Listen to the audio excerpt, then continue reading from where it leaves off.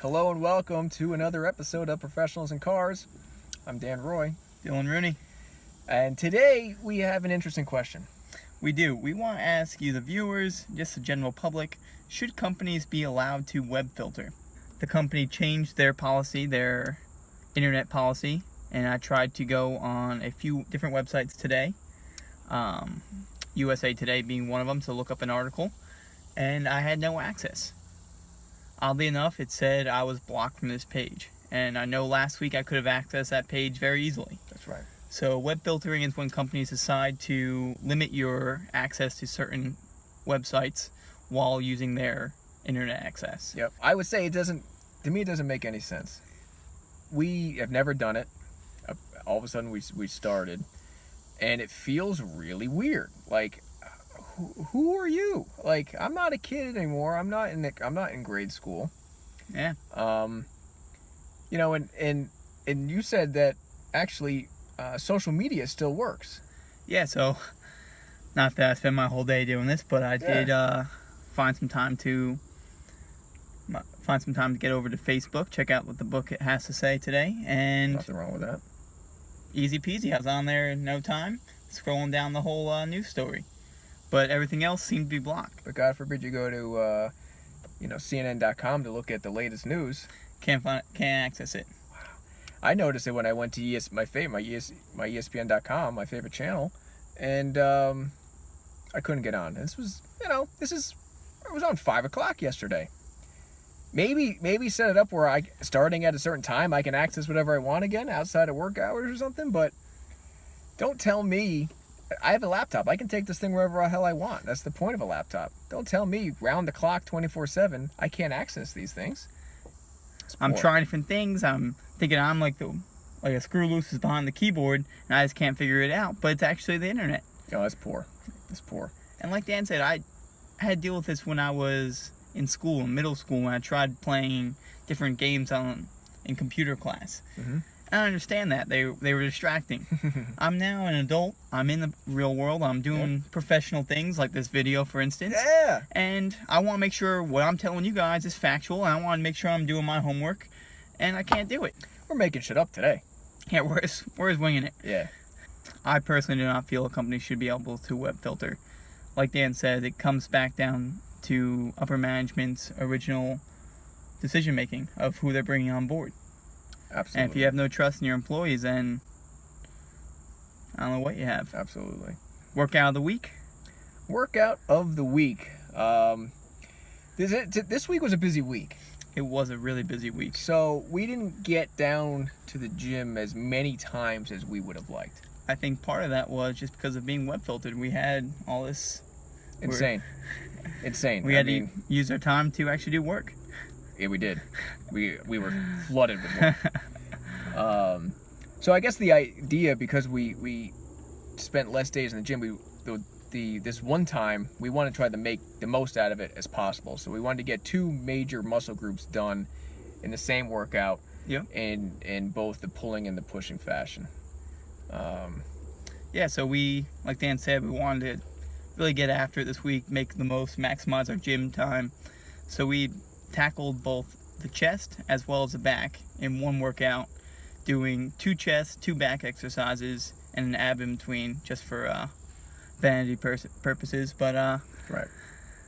It was good. We started off with a unique style plank type push-up kind of feel, where you're in the push-up position, and then one arm is going to lift up, grab the bench as you're on the ground, and the right arm will grab the bench as well. So now you're totally being supported by you holding the bench and your feet on the floor, and then one arm then goes to the floor and the other arm follows, and you keep alternating arms and keep doing that. It's very challenging both for your shoulders, your chest, your core. Yep. And right from there we jumped into a standard bench fly with dumbbells, similar fashion to how we used to do it, alternating arms, single arm, double arms. Yep. And from there we took the stability ball out, did some crunches. Yep. And then we jumped right into back. What did we do for back? Back we did standing dumbbell rows. Yep. And then we did lat pull downs. So we hit the major muscles, major exercises for those muscles, and we went through that circuit 5 times, and it was hard. Not enough people are talking about. Not enough people are What talking are not? What are people not talking about this week? Well, I think not enough people are talking about how people post things on Facebook. How they post things on Facebook. Yes, you can see it vary through generations, Mm-hmm. and then you can just see it vary by the type of person you are as well. Okay.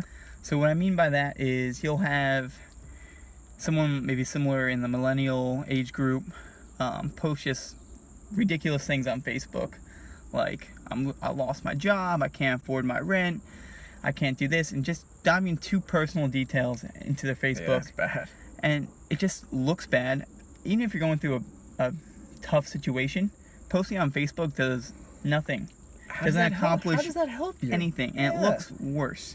It does. And then you get the kind of people that I think are in the older generation, like maybe my grandparents or my parents, what have you, and you'll post a picture on Facebook, and they just want to have a full catch-up interaction on that. They want to know what's going on with the family. So they'll respond saying, "Oh, great picture, Dylan.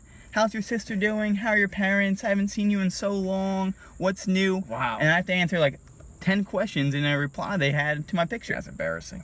But I think my biggest pet peeve right now, what not enough people are talking about, are these political posts that people post on their Facebook. Oh my God. I think No. there are two type of people, again, that post on Facebook, at least in the political fashion.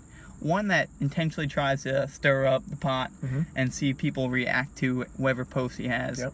And the other person is just that blind, ignorant person that just posts what they believe and thinks what they believe is the best, and anyone that posts any rebuttal to what they believe are stupid for doing so, and Yeah. they're surprised that people Yeah. are rebuttaling their beliefs. I don't get it. And I'm baffled by that. I'm just blown away by that. And For me, not enough people are talking about McDonald's is putting out their pumpkin spice latte by the end of August. I think it's like August 31st. They're putting it out. I love And that. I think it's two things people are talking about. One, it's so damn early. Like, I think it's too early. Personally, I think it should be after a Labor Day. You can start getting our pumpkin flavors. Start giving us your pumpkin flavors. The other thing is, since when is McDonald's going like fancy coffee? Like, I know in the last couple years they started getting into coffee and iced tea, McCafe, and I'm okay with that. But now they're gonna go like exotic coffees. I'm not personally going to McDonald's for that. I actually will go to McDonald's. You will. If I don't feel like paying $3 to $5 for a coffee at either Dunkin' Donuts or Starbucks, McDonald's is a great option. They sell good quality coffee. I believe it's Newman's Best or Newman something. Is it? Yeah. And usually they have a deal where it's like a flat rate for any size. In the past, I've seen that. What? I haven't. Not always, but sometimes. I haven't seen that. Either I don't- way, and yeah. I'm not unhappy about pumpkin coming out early. If you want your pumpkin early, get your pumpkin on early. Even in August, even though it's still summer, it's not even. I'm not saying I'm going to partake in any pumpkin coffee in August, Okay. but if people want that option, why can't they have it? I think they need to learn how to wait and be patient. French vanilla doesn't have a season. Hazelnut doesn't have a season. French vanilla and hazelnut can go suck it because they're just waste of time, generic flavors now. Just keep it around. We'll disagree on that one. I love pumpkin. Moving on. Moving on. Move on to, Drink? yeah, seems appropriate, no? It does. It does. Why don't you start us off? All right. My drink of the week was I went to a festival type thing. It was a peach festival at a place called Peddler's Village in Pennsylvania. And at the peach festival, a lot of their things had to do with peaches. So we went to a little winery, they called it, on site there. And they were selling peach wine slushies. Like drink Doesn't sound slushies. bad. It was awesome. I mean, And- that sounds right up your alley. It was too. perfect. And they gave it, this might have been illegal, but they gave it to you in like a regular styrofoam white cup with a straw, so you could walk around with it throughout the entire grounds and people wouldn't know it was alcohol, Nice. which I did. And it was great. I too enjoyed some wine this weekend. The folks and I went out for a little sushi on Friday. Sweet. and we had one of my father's favorites. I've talked about this winery before. It's called Mazzacco out in Sonoma. Great winery. And there's now, I don't know the difference between a vineyard and things like this, but there's an AVA, which stands for American Viticulture Area. You're right. And there's one in northern Sonoma called Rockpile that a lot of the different wineries out there use to harvest their grapes from. Yeah. So Mazzacco created this 2013 Zinfandel from Rockpile. So it's a Rockpile reserve. It was phenomenal. It was such a good wine. Definitely had a darker color. When my father first opened it, he didn't tell me what kind it was, and just by the color, I thought it was going to be a Petite Sirah. It was that really dark blood red color, but it was delicious. I think we saved the best for last for everyone, right? I think we did. This is a special topic, special week. This is a first time on Professionals in Cars. We are giving you a joint best thing we've seen all week. Yeah, it was too big of a topic that we didn't think one of us could handle it alone. No. So we want to tackle it together. Yeah. It's the Ryan Lochte scandal. Dun dun dun. And we're not sure what's gonna come of this once this video airs. But as of right now, here we are with this whole scenario that's going on. Yep. Lochte is in the U.S. Whereabouts are unknown, not being disclosed.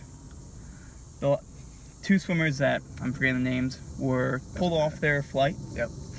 And are currently cooperating with the police in Brazil. Yep.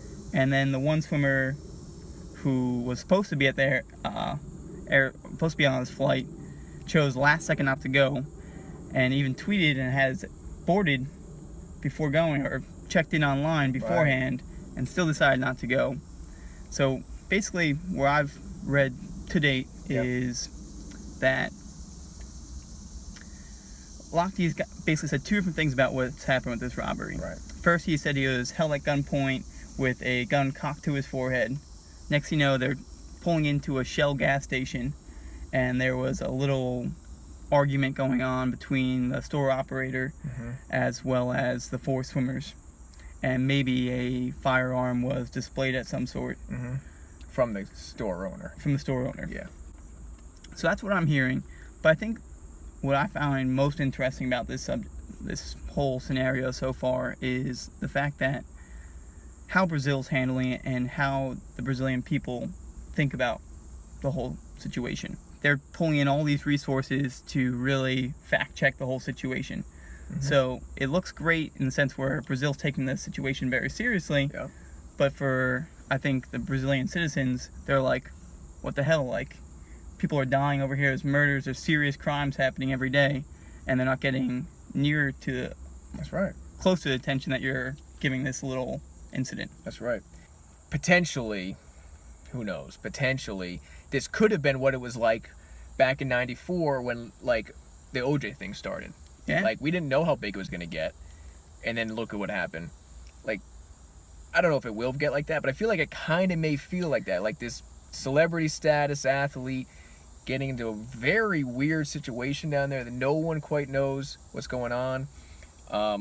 My thing is, like, I'm still on the side of the swimmers, the Lochte and the swimmers side. 'Cause I just don't get what they would benefit from making it up.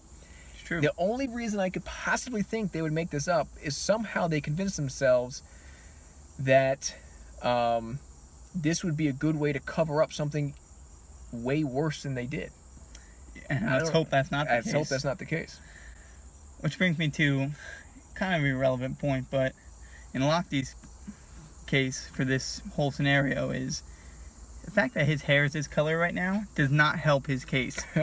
I know hopefully it's not going to come into play, but everything we've seen in the past when it comes to these major, at least domestic situations, whether it be the Colorado shooting in the movie theater, these bizarre people have crazy dyed hair. Yeah. I'm not saying every murderer has dyed hair, but it doesn't make you look any more innocent. No. So he has that going for him. And again, to Dan's point, why are they trying to cover it up? If he lied in the beginning, why wouldn't the other 3 swimmers come clean and say something? If it's really nothing else happened, which God willing it didn't, why are you caring so much? I understand why Brazil's caring. This is about their reputation.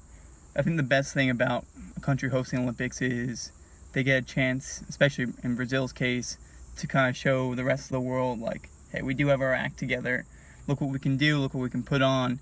And for especially the U.S. team to go through this, it looks terrible because our media is probably better than most countries. So that news is going to travel fast. And I think Brazil wants to not sweep it under the rug, but take care of it in the best way, most professional way, so they can show the rest of the world, listen, we do have our shit together. Yeah, I mean, it could be a big, business tourism point, PR point. I think that's what it is. But then, again, you're upsetting your own citizens at that point as well, you are, by investing all these resources and time into such a small ordeal. Yeah, but I think it's a great topic. I think it's definitely worthy of a dual best thing we've seen all week. I think so as well. Can't wait to see how it unfolds. I hope it's as simple as it is now, and someone's just telling a false story, just maybe because they were embarrassed by something. I don't know, and it's not bigger. I hope so too. It's just something's gonna happen out of it, though. Just too many weird things. I know, it's crazy. I think that pretty much wraps it up. Yeah. Hope you guys enjoyed. It's a lot of questions for you guys to come back and answer. Yeah, we need some closure. We need some closure. Give it to us, please. Thank you. Have a good one. Take care.